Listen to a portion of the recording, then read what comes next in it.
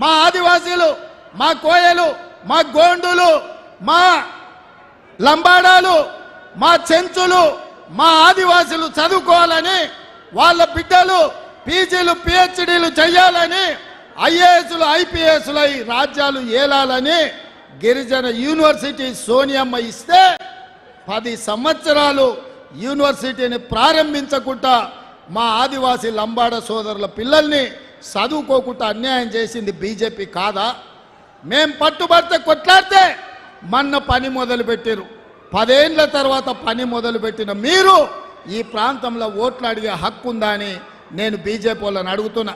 ఇదే కాదు, ITIR corridor కావచ్చు, మెట్రో రైలు కావచ్చు, మూసీ నది అభివృద్ధి కావచ్చు, పాలమూరు రంగారెడ్డి ఎత్తిపోతలు కావచ్చు, ఏ ప్రాజెక్ట్ అయినా కేంద్ర ప్రభుత్వం నిర్లక్ష్యం వల్ల ఇవాళ తెలంగాణకు తీరని అన్యాయం జరిగింది. ఇదే కాదు మిత్రులారా, నేను పార్లమెంట్లో ప్రత్యక్ష సాక్షిని. మొన్న బడ్జెట్ సమావేశాలలో నరేంద్ర మోడీ గారు మాట్లాడుతూ తల్లిని చంపి బిడ్డను బతికించిందని తెలంగాణ రాష్ట్ర ఏర్పాటు ప్రక్రియను తప్పుబట్టిండు, తెలంగాణ రాష్ట్రాన్ని అవమానించడు. అంతటితో ఆగలే.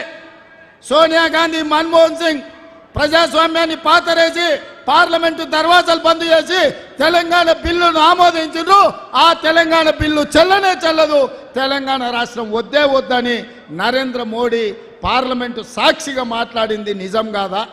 మరి నేను ఇవాళ అడుగుతున్న సిగ్గులేని కిషన్ రెడ్డిని, బీజేపీ నాయకులను, తెలంగాణ రాష్ట్ర ఏర్పాటునే వద్దన్న మీరు, తెలంగాణ రాష్ట్ర ఏర్పాటును ప్రశ్నించిన మీరు, తెలంగాణ రాష్ట్రాన్ని ఏర్పాటు చేసిన సోనియా గాంధీని, కాంగ్రెస్ను తప్పుపట్టిన మీరు ఏ మొహం పెట్టుకొని తెలంగాణ రాష్ట్రంలో ఓట్లు అడుగుతారని నేను అడుగుతున్నా కిషన్ రెడ్డిని, నరేంద్ర మోడీని.